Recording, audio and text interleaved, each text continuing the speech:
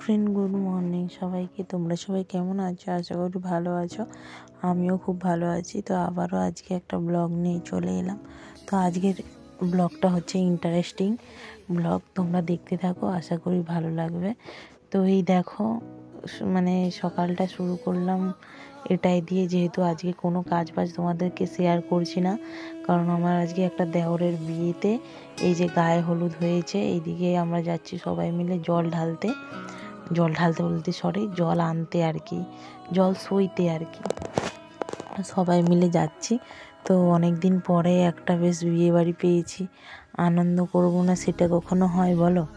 তো সেই জন্য আর কি চলে এসেছি সবাই মিলে। তো আমাদের বাড়ি থেকে একটু যেতে হবে, আমাদের জ্ঞাতিরই বলতে পারো। তো এদের বাড়ি মানে জায়গা কিনে এখানে বাড়ি করেছে, সেই জন্য আর কি এত দূর, না হলে আমাদের বাড়ি মানে আমাদের কাছাকাছি হতো আর কি। তো এই দেখো সবাই হলুদ কাপড় পরেছে, কি সুন্দর লাগছে শুধু আমাদেরকে দেখো। আর এই দেখো আমি আমার একটা ননদকে বলছি চলো সেলফি তোলা যাক।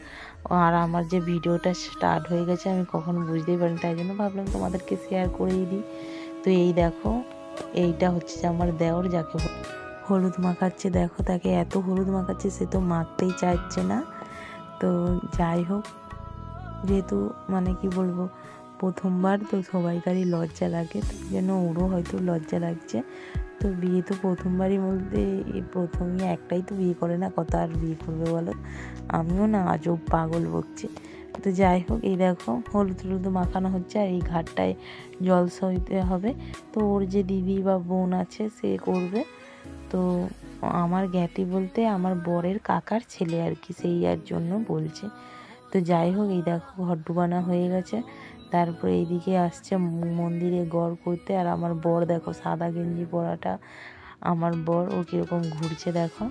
আর ও তো আবার বন্ধু হয় বলে কথা, এদিকে কাকার বেটা, আবার এদিকে বন্ধু, ভালো বন্ধু হয়। তো যাই হোক, এইদিকে মায়ের মন্দিরে একটু গড় করে নিচ্ছে। তো তারপরে এইদিকে দেখো আমাদের একটু নাচানাচি হলো, বিয়ে বাড়ি হচ্ছে এতদিন পর, আমরা আবার নাচবো না, তাই কখনো হয়? এই দেখো সবাই কীরকম নাচছে। তো আমার তো বেশ অনেক দিন পর একটা বিয়ে বাড়ি পেয়েছি, আমার তো বেশ মজাই লাগছে। তো হচ্ছে নাচা গানা ভালোই হলো। তো তারপর নাচা গানার পর না আর ভিডিও আর করি না, কারণ এসে আর ভালো লাগেনি বলে, তাই জন্য ভিডিওটা স্টার্ট করিনি। এইটা আবার সন্ধ্যে থেকে ব্লগটা শেয়ার করছি। তো এই সন্ধ্যাবেলা দেখো বর নিয়ে এলো একটা পাঞ্জাবি, যেহেতু ওর ছাড়তে যাবে বলতে বিয়ে দিতে যাবে, সেই জন্য একটা পাঞ্জাবি নিল আর কি। তো যাই হোক, পাঞ্জাবিটা কেমন লাগছে একটু কমেন্ট করে জানাবে। তো আমার তো ভালো লাগছে। তো তার সাথে প্যান্ট ছিল না, প্যান্টটা আলাদা করে কিনতে হয়েছে, মানে ওর সাথে প্যান্ট নেই, প্যান্টটা আলাদা করে কিনতে হয়েছে আর কি। তো তারপর বর চলে যাচ্ছে, আর আমার শাশুড়ি মা ছানা কাটিয়ে রাখছিলো, ছানাটা মাখা হয়েছে, খেতে দিয়েছে, তো খাচ্ছি। তো তারপর মেয়ে ঘুমোতে ছিল, ঘুম থেকে উঠে পড়েছে, দেখো কেমন করছে শুধু দেখো। ও মানে ঘুম থেকে ওঠার সঙ্গে সঙ্গে ওকে মোটামুটি বিছানা থেকে তুলে নিতে হবে, না হলে মাথা খারাপ করে দিবে। তো তারপর আমার বর দেখো এইদিকে রেডি হয়েছে, আমার একটু মনটা খারাপ, আমিও যেতে পারলে ভালো হতো, যেহেতু মেয়েটা এখন ছোট, এখনও অন্নপ্রাশন হয়নি, কোথাও নিয়ে যেতে নেই, অত দূরে যাব তাই জন্য, সেই জন্য। আর আমার বরের ফাইনালি লুকটা দেখে নাও কেমন লাগছে, কমেন্ট করে জানাবে। তো তারপর হালকা হালকা গরম পড়তে না পড়তেই আমার মেয়ে দেখো বসে পড়েছে ফ্যানের তলায়। তো ওর একটুতেই বেশি গরম। তো ওরা যাচ্ছে বিয়ে বাড়ি, আর আমরা ঘরে মাংস খাবো না তা কখনো হয়? সেই জন্য বর নিয়ে চলে এসছে 500 মাংস, আর আমাদের বাড়িতে রান্না হবে মাংসর ঝোল আর ভাত। তো যাই হোক, এইদিকে আলুগুলো কেটেছে, দেখো কি সুন্দর বড় বড় করে, আমার যেহেতু শাশুড়ি মা কেটেছে তাই জন্য সুন্দর হয়েছে, আমার শাশুড়ি মা আনাজ কাটতে খুব সুন্দর পারে। তো এই দেখো আলুগুলো ভেজে নিচ্ছি, আর ওপাশে ভাত হচ্ছে। যাই হোক, ভিডিওটা দেখতে থাকো।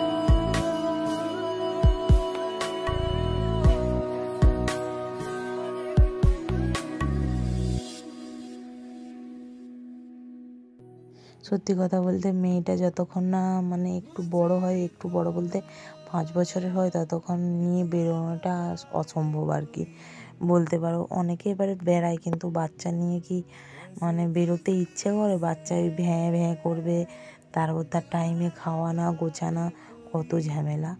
তো যাই হোক, আমাকে ডেকেছিল, অন্নপ্রাশন হলে হয়তো যাওয়া যেত, কিন্তু অন্নপ্রাশন যেহেতু হয়নি সেই জন্য যায়নি। আমার বর আর আমার শ্বশুরমশাই গেছে, আর আমি যেহেতু যাব না, মা কি যাবে, সেই জন্য মাও যায়নি।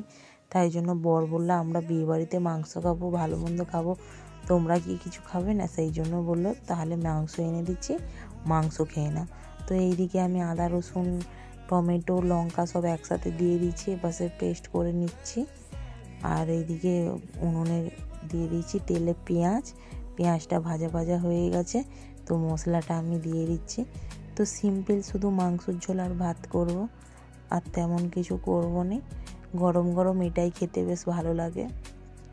মাংস হয়ে গেলে তো আমার তো আর কিছুই লাগে না। তো তারপরেই দেখো আমার মেয়ে কীরকম খেলেছে দেখো। ওর সন্ধে হলে এই বিছানাতে এরকম এক কাতা খেলনা ছড়িয়ে দিতে হবে, ওকে তার বলতে হবে না, ও তার নিজে নিজে খেলবে। খিদে পেলে কাঁদে, আর যদি পেট ভর্তি থাকে ও তার খেলে। তো তারপর সেবেলার যে বাঁধাকপি আর মাছের ঝাল হয়েছিল, সেখানে যে গায়ে হলুদের সময় সব খেতে গেছিলাম, তখন তো ভিডিওটা করা হয়নি, সেই জন্য আর কি বাড়িতে আবার তরকারি দিয়েছে, সেই জন্য শেয়ার করে দিলাম। তো তারপর রান্না করতে করতে একটা অসম্ভব কাণ্ড হয়ে গেল, গ্যাস শেষ হয়ে গেল। মা আবার উনুন নিয়ে এসছে, উনুনে আবার রান্না হচ্ছে। ভাতটা একটু বাকি ছিল, দিয়ে ভাতটা হয়ে যেতে টপ করে হয়ে গেল, কিন্তু এইদিকে তরকারি তো একদমই হয়নি। সেই জন্য আর কি কষিয়ে টষিয়ে রান্না করে আবার রান্না করতে হবে উনুনেই। তো এইটা একটা সমস্যা, রান্না করতে করতে যদি গ্যাস শেষ হয়ে যায় না, মাথা খারাপ হয়ে যায়। আর আমাদের তো একটাই সিলিন্ডার, দুটো সিলিন্ডার হলে বেশ, আমার আর শাশুড়ি মায়ের বেশ দুটো সিলিন্ডার হলে একটা খালি হলে একটা ভরতে পারবো। তো সেই জন্য আর কি হচ্ছে নি আর। তো আজকের ভিডিওটা এতটুকুই। ভালো লাগলে সবাই লাইক কমেন্ট শেয়ার করতে একদমই ভুলো।